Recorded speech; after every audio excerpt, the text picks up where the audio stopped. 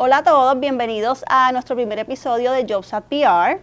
En esta ocasión vamos a estar hablando con relación a los cambios importantes de la reforma laboral y tenemos con nosotros al licenciado Carlos Paula, quien es abogado patronal especialista en Derecho Laboral.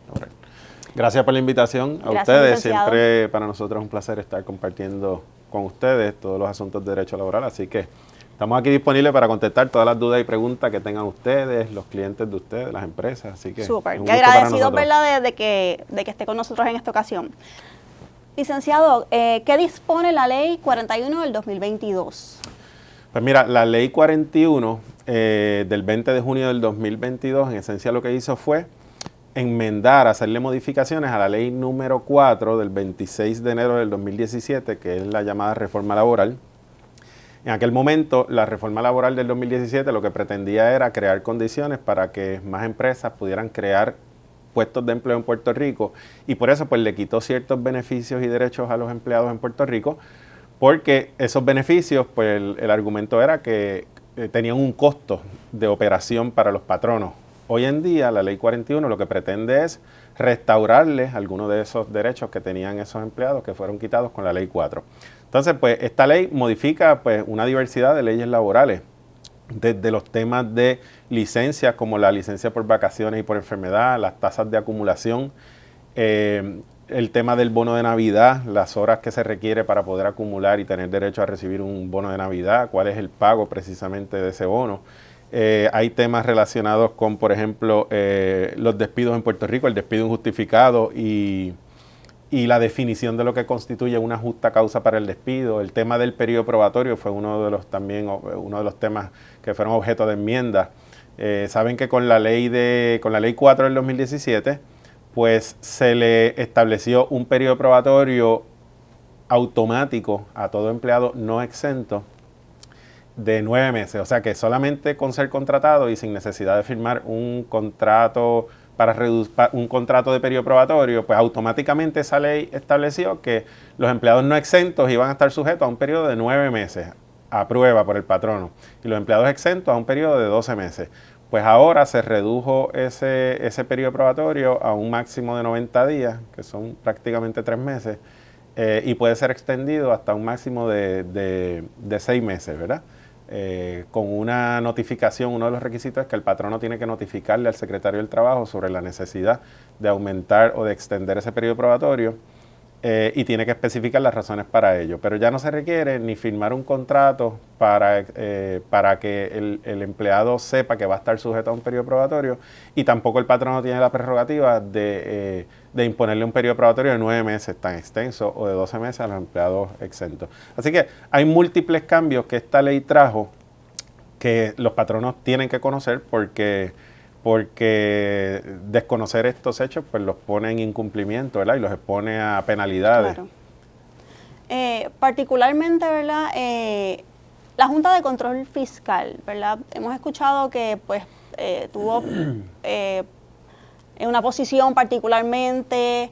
Actualmente, ¿verdad? ¿Qué rol tienen ellos ante, ¿verdad?, la efectividad de esta ley y al día de hoy, ¿verdad? ¿Cuál es el estatus? Pues muy bien, excelente pregunta, porque fíjate, antes de sacar del horno la papa caliente, que hoy sacaron del horno una papita caliente, porque es un tema bien reciente que salió en la prensa esta mañana, pero antes de eso, un poquito de trasfondo. Recuérdense que la Junta de Supervisión Fiscal, su rol es básicamente monitorear al gobierno de Puerto Rico en cuanto a la administración del presupuesto y las finanzas de Puerto Rico, ¿verdad? Porque Puerto Rico viene de estar en una quiebra. Entonces, pues la Junta lo que hace es velar que todas las leyes y todas las acciones del gobierno pues cumplan con el plan fiscal y no entorpezcan el plan establecido para sacar a Puerto Rico de la quiebra, para que las finanzas sean saludables, ¿verdad? Haya un presupuesto balanceado, etcétera. Entonces, ¿qué pasa? Hay una ley federal, que es la Ley Promesa, que es la que creó esa Junta de Supervisión Fiscal, que le da esas prerrogativas y entonces la Junta dice ahora, cuando se pasa esta Ley 41, mire, gobernador, usted acaba de pasar una ley que va a tener un impacto severo en el presupuesto anual del gobierno, porque, y yo no he visto, ahora esto salió esta mañana en las noticias, y vamos a sacar la papa caliente del horno ya, ¿verdad? En las noticias salió que la Junta de Supervisión Fiscal le dio al gobierno de Puerto Rico hasta este 4 de agosto, que eso es cuando, eso es el jueves, para que voluntariamente retire la aplicabilidad de esta ley 41, o sea que básicamente deje sin efecto la ley 41 o de lo contrario van a ir a los tribunales. Claro, ¿por qué? Porque uno de los reclamos presumo, ¿verdad? Yo no he visto el informe del economista que fue anejado con esa comunicación, pero presumo que el análisis que se hace es de cómo, por ejemplo, las empresas en Puerto Rico que pagan contribuciones sobre ingresos y entonces al tener ahora que pagar unos beneficios adicionales de licencia por vacaciones, de tener que pagar, por ejemplo, o sea, todos los cambios y enmiendas que trae esta ley, pues los patronos van a decir, bueno, ahora yo tengo un costo mayor otra vez para hacer negocio en Puerto Rico, así que en la planilla de contribución sobre ingresos que llenaré al final de año, pues mira, voy a reclamar estos costos y entonces pues el gobierno cobrará menos impuestos debido a los costos adicionales que van a reclamar, ¿verdad? Y en ese sentido, análisis de ese tipo, me imagino que es lo que incluye el informe del economista que entiendo que presentaron, según dice la noticia de hoy. Pero al final del camino, lo que tenemos que tener presente y todas las empresas y patronos tienen que conocer es que esa ley al día de hoy está vigente. O sea, la ley 41 del 20 de junio del 2022, que para la mayoría de las empresas comenzó a regir el 20 de julio del 2022 y para las microempresas, los patronos pequeños y los medianos comerciantes, pues comienza a regir 90 días después, o sea, a partir del 18 de septiembre de este año.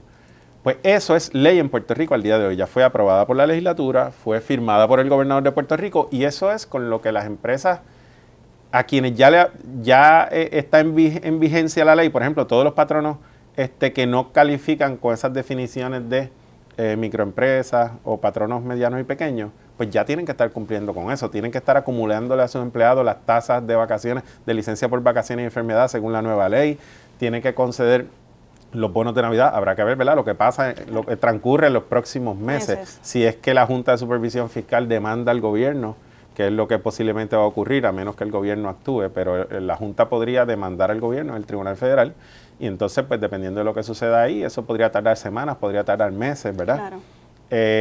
Los patronos al día de hoy tienen que cumplir, pero sí, ese es el rol de la Junta, y por eso es que se ha escuchado hablar tanto de cómo la Junta ha estado objetando la aplicación de esta ley y qué impacto puede tener, pero muchos patronos siguen con esa incertidumbre, pero la certeza que sí hay es que esa ley al día de hoy, para los patronos a quienes ya le comenzó a aplicar, los que no caen en la definición de pyme o de microempresas, pues tienen que estar cumpliendo vigente con eso. Okay. Está vigente el día de hoy. Y por eso es que hacemos estas cápsulas, porque los patronos deben estar orientados. Totalmente. ¿A quiénes aplica esta ley? ¿A qué empleados aplica esta ley?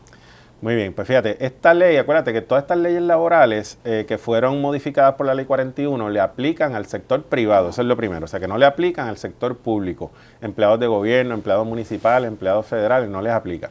Número uno, empleados del sector privado. Segundo, hay que ver también, acuérdate que esta ley 41 modificó diversas leyes laborales, ¿verdad? Entonces, cada una de esas leyes laborales que fueron modificadas por esta ley 41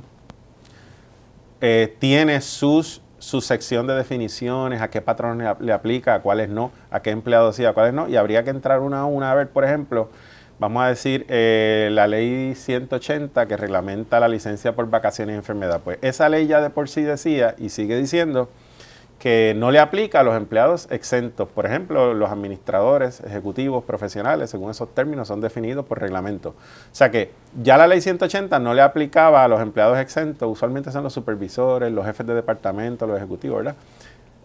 Ya no le aplicaba a ellos, por tanto, la ley 41 en cuanto al aspecto de la licencia por vacaciones y enfermedad, pues sigue sin aplicar, no le aplica a ellos tampoco, ¿me entiendes? Pero, por ejemplo, para propósitos de despido, si un patrón o si una empresa despide a un empleado y lo hace sin justa causa, y el empleado reclama que le deben la indemnización, ¿verdad?, que establece la ley 80 del 30 de mayo del 76 por un despido sin justa causa, pues en cuanto a esa ley, pues los empleados exentos sí están cubiertos. O sea que un supervisor, un ejecutivo, un jefe de departamento que es despedido sin justa causa, sí tiene derecho a que le paguen esa indemnización si el despido fue sin justa causa. desde antes de aprobarse la ley 41 y después también. O sea que habría que ir ley por ley según los diferentes temas, claro, viendo a quiénes le aplica y a quiénes no. Pero como regla general, aplica a empleados del sector privado. Okay. Licenciado, desde su práctica, ¿qué impacto tiene esta ley tanto para las empresas y para los empleados? Sí, bueno, cada vez que se enmiendan leyes laborales en Puerto Rico, los impactos son grandes para las empresas desde el punto de vista económico y también desde el punto de vista operacional, porque por ejemplo, fíjate, operacionalmente, ahora mismo esta ley estableció unos esquemas de acumulación de licencia por vacaciones y enfermedad y unos requisitos para poder tener derecho al pago del bono de Navidad, que son unos esquemas que imponen unos gastos administrativos sustanciales a las empresas, porque para tú, por ejemplo, para tú acumularle licencia por vacaciones a los empleados, ahora tienes que empezar a considerar un montón de cosas y eso en términos de administración de personal, de pagar nómina, es complicado. Y te voy a dar un ejemplo. Y vamos a coger el tema y así aprovechamos para la audiencia que nos está escuchando, ¿verdad? El temita de las vacaciones y los cambios que hubo. Por ejemplo, mira, la ley dice ahora que para tú acumular vacaciones tienes que considerar dos aspectos grandes. Uno, si se trata de una empresa que tiene 12 empleados o menos, o si se trata de una empresa que tiene 13 empleados o más. Estamos hablando de vacaciones solamente ahora, ¿verdad? De licencia por vacaciones y licencia por enfermedad. No estamos hablando de otros temas. Acuérdense que en Puerto Rico hay más de 100 leyes laborales que aplican aquí y estamos tocando una sola. En cuanto a eso, primero tienes que ver si una empresa que tiene 12 empleados o menos o 13 empleados o más, porque cambian los derechos de los empleados dependiendo de eso. Y segundo, tienes que ver si estamos hablando de un empleado que es a tiempo parcial o un empleado a tiempo completo. La ley dice que para los empleados que de empresas de 12 empleados o menos y que son empleados que trabajan a tiempo parcial, van a acumular una licencia por vacaciones de un cuarto de día al mes de licencia por vacaciones y de medio día de licencia por enfermedad al mes, siempre que trabajen un mínimo de 20 horas al mes. O sea que un empleado a tiempo parcial ahora, a partir de esta ley 41, acumula licencia por vacaciones a esas tasas que estableció la ley. O sea que si es un empleado a tiempo parcial, un cuarto de día de licencia por vacaciones, que es lo mismo que 3 días de licencia por vacaciones al año, y 6 días de licencia por enfermedad al año si es una empresa que tiene 12 empleados o menos. Si tiene 13 o más, pues entonces en vez de acumular 3 días de vacaciones al año, acumula 6 días. Se acumula medio día de licencia por vacaciones cada mes que trabaja un mínimo de 20 horas y hasta 115 horas. Y acumula medio día de licencia por enfermedad si trabaja el mínimo de 20 horas al mes en esa empresa que tiene 13 empleados o más, dijimos, estamos ya discutiendo el segundo caso. Y hay 2 casos más.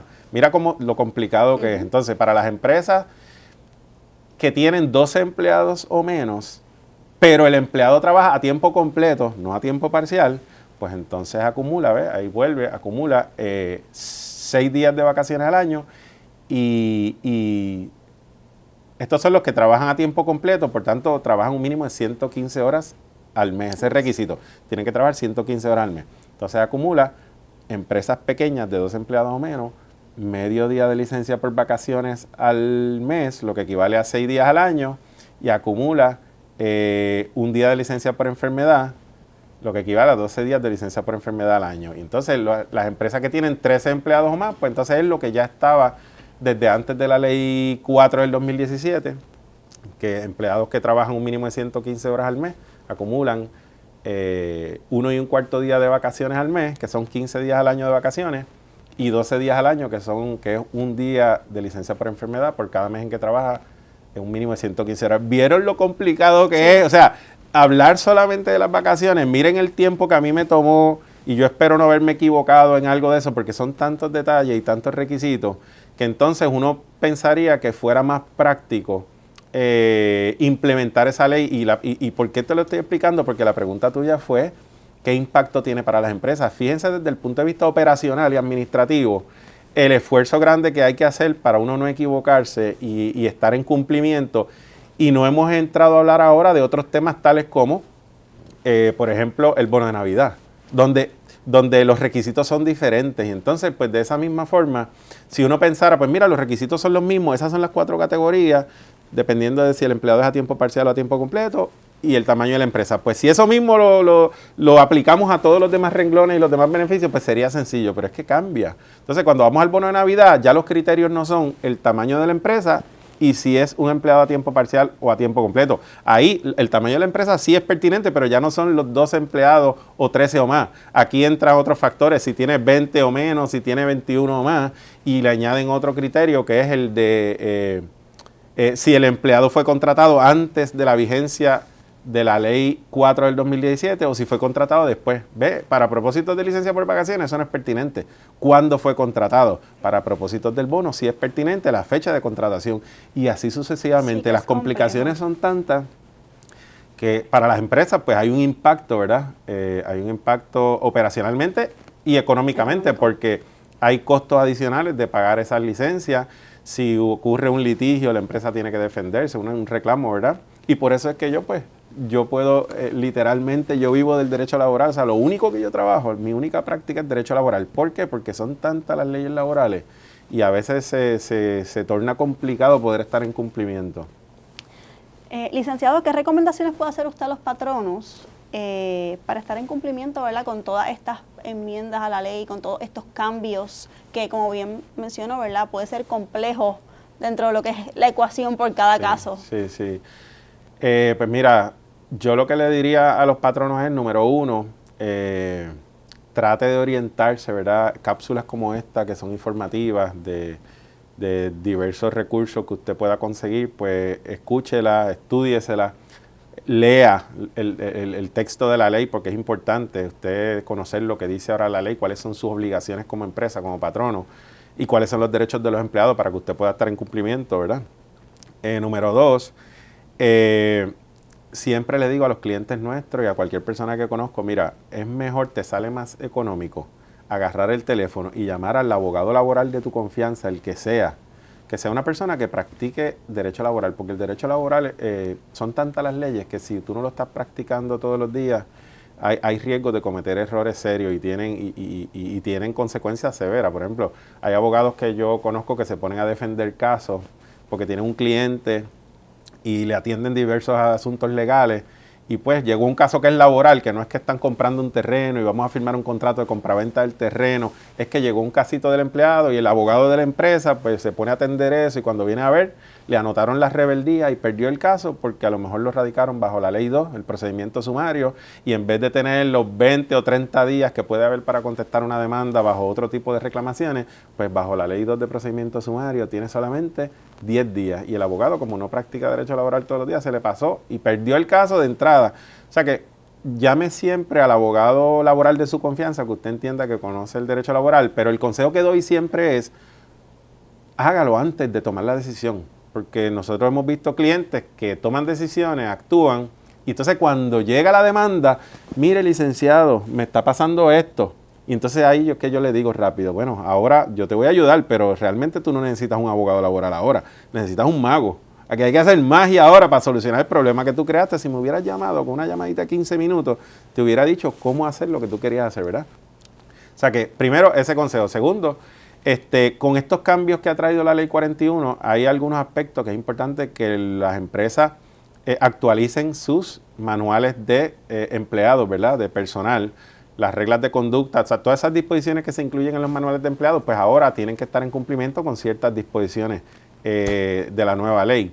De igual manera, por ejemplo, hubo unos cambios con esta Ley 41 al tema de los contratos de empleo. Por ejemplo, la ley dice ahora que cualquier reclamación que resulte de un contrato de empleo, si alguien reclama que le violaron su contrato de trabajo, pues antes tenía 1 año para demandar, ahora tiene 3 años. O sea, el empleado puede estar 3 años por ahí, ya no trabaja con su empresa, y a los 2 años, 11 meses y 28 días viene y le radica un caso en el tribunal reclamando que usted le violó su contrato de trabajo, etcétera.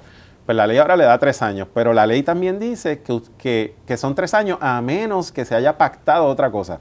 Pues un consejo, contestando tu pregunta, un consejo útil para los patronos es que que modifiquen, que enmienden, que actualicen sus contratos de empleo para incluir cláusulas y disposiciones como esas, donde les restrinja el derecho del empleado a presentar demandas a no más de un año, por ejemplo.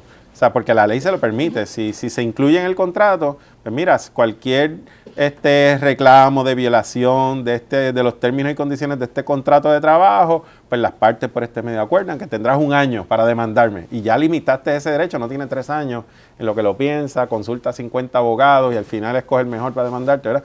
Ese tipo de consejos pues son útiles para los patronos, o sea, pero para ello hay que estar leyendo la ley, conocer cuáles son las cosas con las que hay que cumplir o asesorarse con un abogado conocedor del derecho laboral. Sí, actualizarse constantemente Sí. con relación a todos estos cambios. Imagínate, o sea, en los pasados 5 años nada más han habido cambios a leyes laborales, yo te diría, en más de 5 o 6 veces. O sea, desde la reforma laboral, que si, no sé si 5, 6, 7 años. En los últimos años, que si la ley de licencia por enfermedades catastróficas, te puedo seguir enumerando leyes, y son tantas. Cuando empezó la pandemia, la ley que le concedió los 5 días de licencia al empleado que está enfermo y se contagió, y ¿sabes? Si ya agotó la licencia por enfermedad y por vacaciones, pues tiene 5 días más. Todos los años, casi todos los años, hay leyes laborales nuevas.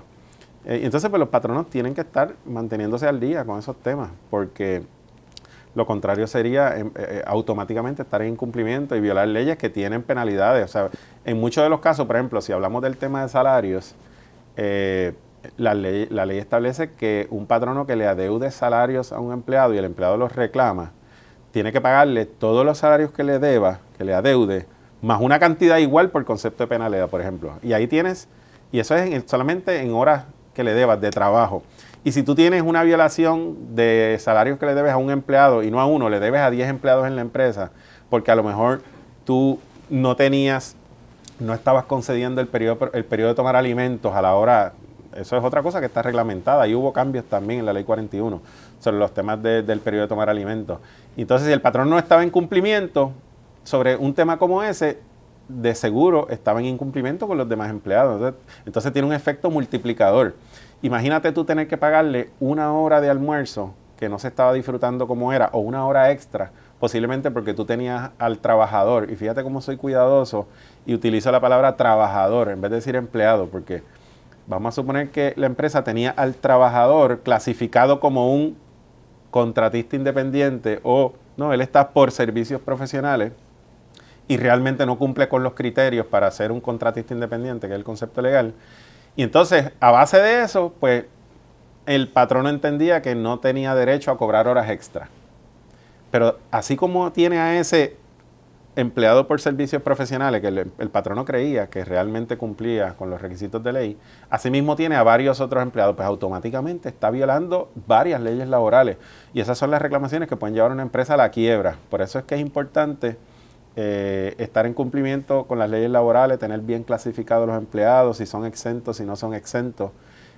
Un empleado que usted tenga clasificado como exento y que no cumple con los requisitos de ley, pues ya automáticamente está violando varias leyes laborales. Si lo tiene como contratista independiente y realmente no cumple, de igual manera. Y así sucesivamente. O sea que mis consejos son eso, que los patronos se mantengan al día, que si tiene duda, oye, las personas no estamos para saberlo todo, ¿verdad? O sea, la clave es saber dónde buscar la información.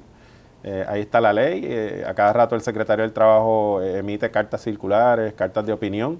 Y si no, pues llame al profesional de su confianza, ¿verdad? Que le pueda asesorar. Sí, buscar la información y actualizarse, básicamente. Esa es la clave. Licenciado, pues realmente, ¿verdad? Le agradecemos el tiempo, ¿verdad? Y pues obviamente que comparta su conocimiento con nosotros y con la audiencia para aclarar todos estos puntos. Así que agradecida siempre, ¿verdad?, de que colabore con nosotros. Gracias por sintonizarnos. Para mantenerse actualizados sobre este y otros temas relacionados, los invitamos a seguirnos en nuestras redes sociales y canal de YouTube como JobsAtPR. Nos vemos pronto.